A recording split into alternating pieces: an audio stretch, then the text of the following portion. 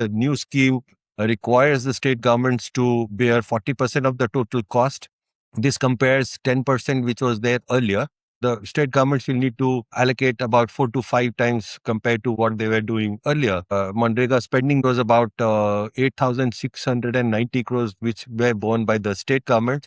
That would increase to 35,300 crores in FY 2027. West Bengal, the allocation can actually rise by 24 times. Uttar Pradesh, the allocation could rise by 21.3 times. Punjab, 6 times. Karnataka, 5.6 times.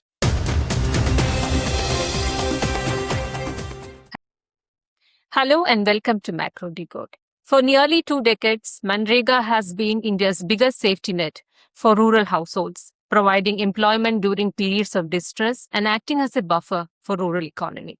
This year, the government has replaced the program with VB Gramji, promising 125 days of guaranteed employment. Can the new scheme deliver on its promise? 5 months in FY 27, are funds being utilized as planned, or has the transition slowed employment generation? Let us talk to Dhananjay Sinha, CEO and co-head, Institutional Equities, Systematix Group. Welcome to the show, sir. Thank you, Sangeeta. So 5 months into FY 27, how much of the allocation for the Rural Employment Guarantee Program has already been utilized? Is the spending on track, or is it lagging because of the transition to VB Gramji? How many percentages have been generated against the same period last year? To really understand this, we have to look at what has been allocated for MGNREGA this year, because you have an overall budget which is including VBG Ramji as well. So within the overall 95 odd thousand crores that has been allocated this year, roughly about 30,000 was allocated for MGNREGA, which included the first quarter allocation and any transition spending that was supposed to happen by way of settling earlier. As of the latest numbers, what we have is about 18,300 crores has been spent, and large part of that has gone into spending on work wages. So compared to the overall 30,000 crores, there is definitely an underutilization. In terms of the employment that has been provided in the first quarter of this year, roughly about 622.6 million man days of work has been provided. If you compare it against last year, this is almost like 40% lower. And if I have to really look at the 12-month average, monthly average is about 159 million. And if you compare that against the previous 12 months, it's about 32% lower. So clearly, this is a sort of a downtrend that we have seen over the last few years, and particularly since the COVID years. The government provided additional jobs to support rural families, and from there, it is almost like a 53% drawdown from the COVID peak. So at the current level, the total number of man days that has been provided, it is lowest in the last 12 years. What could be the reason? Is it the transition, or is it the changes in the new scheme?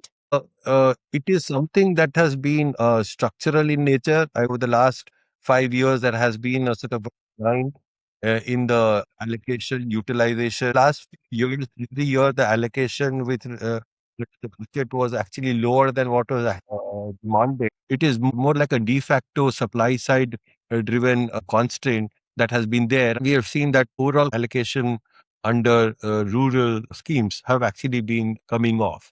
So that essentially aligns with the broader trend of fiscal consolidation. That might be the primary reason. One has to really look at whether the relative wages that MGNREGA provided, is it actually lower than what the usual wages that are available, and that could be one reason why people might actually be opting for other occupations which are somewhat higher than the MGNREGA wages. So there is almost like a percent or 25% lower wages that are there for MGNREGA work. What do you think? Will the increase in guaranteed employment from 100 to 125 days translate into more actual work? So even if you look at MGNREGA also, last few years, scheme could not provide the guaranteed 100 days of employment. It's 125 days compared to 100 days earlier, which was guaranteed. So there is a 25% increase. Important thing is that in terms of the nature of the new scheme. VBG Ramji is more like a budget-driven provision of rural work, whereas Manrega was more of a guarantee. And that was available on demand. So it's quite unlikely that VBG Ramji would perform better than Manrega because VBG Ramji is actually constrained from the top-down budget that has been allocated. I would say that within Manrega itself, effectively on average only 43 days of work was provided in a year. So I think it's substantially lower than what was actually guaranteed, and there are roughly about 4% of the workers who could actually complete 100 days. So that's it's quite unlikely that this would be better when we look at VBG Ramji. In the last year, FY26, the numbers were actually lowest since 2012. That is on the one side. The other part, of course, is that the guarantee part is removed. It is more demand driven, and the effective number of days might actually be similar or even lower than what was actually provided under Manrega. The special aspect here is that the compliance requirement and the digital architecture that is required, which includes biometric attendance, eKYC, and various apps that needs to be utilized. So one assumes that everybody has a smartphone. Because of all these things, the implementation would effectively mean that the slippage could be higher than Manrega. Even in Manrega, some of these digital implementation were responsible for lower man days that were provided.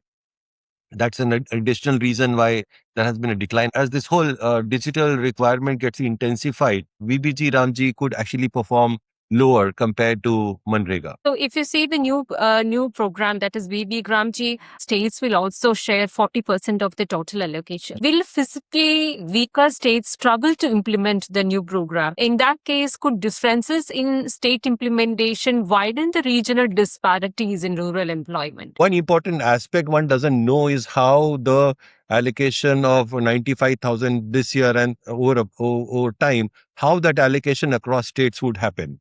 So that is not very clear. So the document talks about some normative basis on which this allocation will be done, and that will be decided by the Central Steering Committee in consultation with the state level committee. One doesn't know what is the basis on which the allocation will be done. So that part remains unsettled, and we'll need to hear more on that. The new scheme requires the state governments to bear 40% of the total cost. This compares 10% which was there earlier. And over the last 10 years, the effective contribution of state governments were actually much lesser. So effectively, the delta in terms of the allocation is going to be significant. We did some calculation and we estimate that roughly about the state governments will need to allocate about 4 to 5 times compared to what they were doing earlier. And based on the Manrega spending that was done last year, which was about 8,690 crores, which were borne by the state government. That would increase to 35,300 crores in FY27. That's almost like a 4-time increase. Over the last 10 years or so, roughly about 10 lakh crores worth of allocation has happened under Manrega. I would say a significant part was actually borne by the central government, and we sort of back calculated if the state governments were to take care of 40% of the total cost.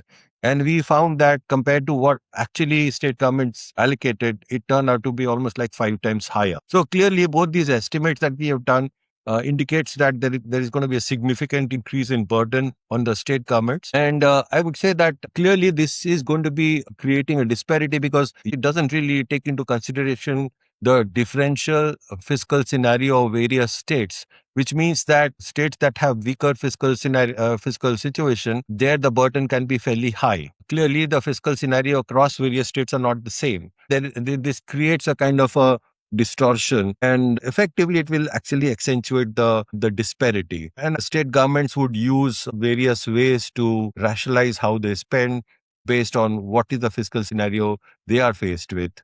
Also, various state governments have actually been implementing the dole out schemes that have been that were announced ahead of elections, etc. Other transfer schemes that has been also in vogue. I think all those things would get rationalized as this get implemented.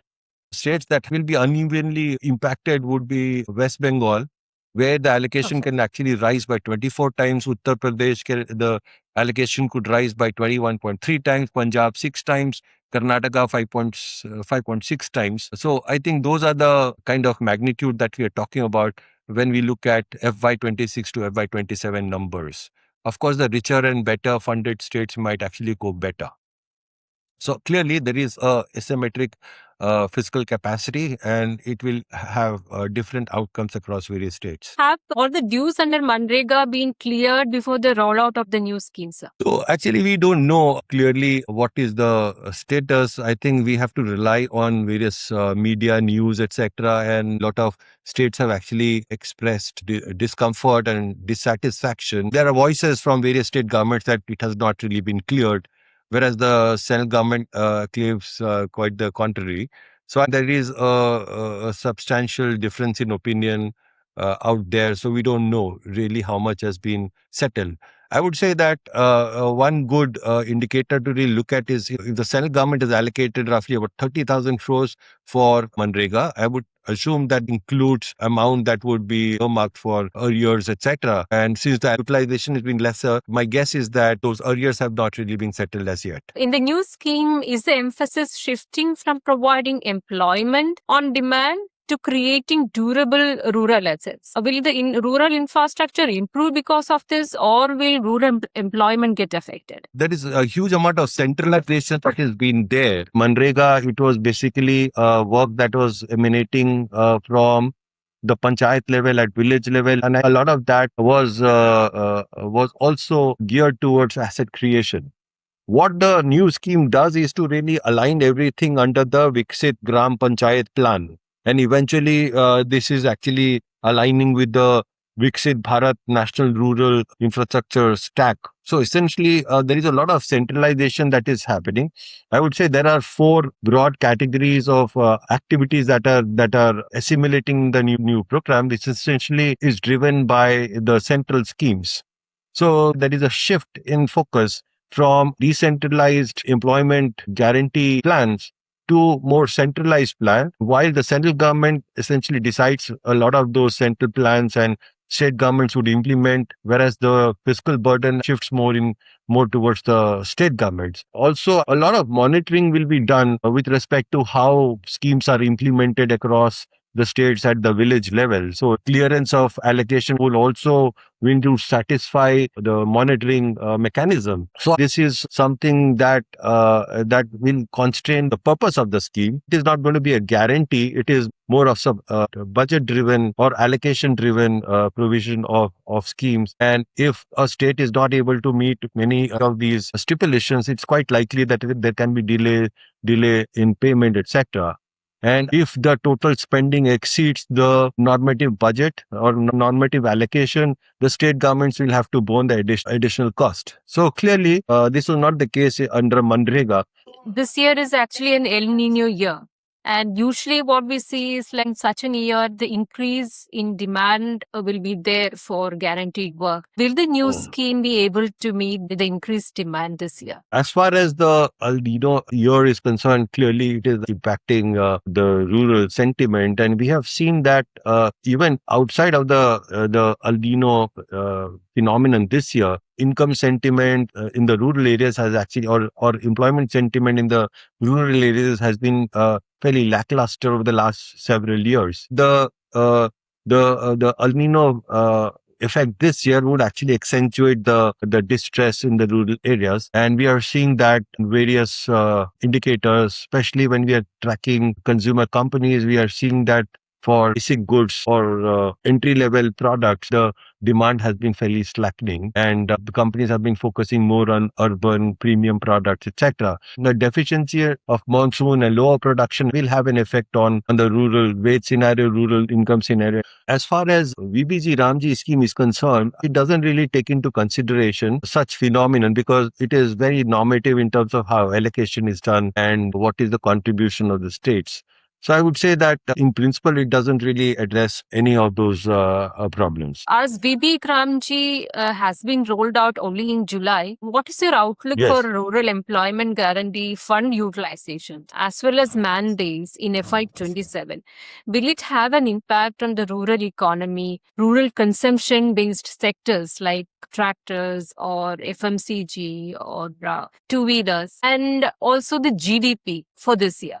As far as the agriculture sector is concerned and rural economy is concerned, the Met Department has talked about 10% lower monsoon this year, and anything above that would be classified as near drought scenario. So clearly, there is going to be a sort of impact as far as the overall production is concerned. We have seen that the sowing this year has been lower than long period average and also over last year. So there's going to be an impact in terms of overall acreage and also the overall productivity as well. And that will have an impact on the rural income scenario in general. So that is one thing. With respect to the fund utilization, we have mentioned earlier that the total allocation under MGNREGA has been about 30,000 crores and the utilization has been much lesser. Implementation of the BBG Ramji will have initial teething problems, and as a result of which, I do not expect too much of impetus coming from BBG Ramji scheme, and we'll need to see whether the new scheme is able to increase the uh, actual mandates that has been provided beyond 43 days that we have seen under MGNREGA. So BBG Ramji scheme talks about 125 days. Is it going to be significantly different this year or not? We need to see. The other aspect is that if you look at the notified average wage under VBG Ramji is about 327 rupees a day. And this is about, 10% higher than MGNREGA. So there is a kind of a stagnancy in the rural wages. In fact, real rural wages are actually declining. We'll need to see whether the implementation of the VBG Ramji can make a lot of difference. Rural wages in June, for instance, it is about 454 rupees per day. And even at 327 rupees per day, it is actually lower than the average rural wage. So it's quite unlikely that the rural wages continues to get depressed and goes lower than 454 rupees. Will workers would want to switch to VBJ Ramji scheme? This scheme doesn't really provide a wage arbitrage that can attract a lot of workers as it stands today. So it's quite likely that the disturbances, weather-related disturbances, shortfall in monsoon, deficiency, etc., will have an impact on the rural economy and agriculture sector, the wage scenario and income scenario for workers that are dependent on their sector. We have seen over the last 6 years that the dependence of workers on agriculture sector has increased, and more so because of the recent Middle East crisis that had increased the cost of living in urban areas. So people have actually migrated back to rural areas. So you have a combination of a agriculture disturbance and increased supply of labor out there. So the government will need to really think about what it does to the broader rural allocation, which has been moderated over the last few years because of the fiscal consolidation. So they'll need to make an exception this year and possibly allocate much more than what they have actually budgeted. That was Mr. Dhananjay Sinha. According to him, it's very crucial for rural employment scheme being an El Nino year. And there is a transition happening from MGNREGA to VBG Gramji. And this is something that needs to be watched to see how this will affect the rural economy. Thank you for joining me on the show, sir. Thank you, Sangeeta.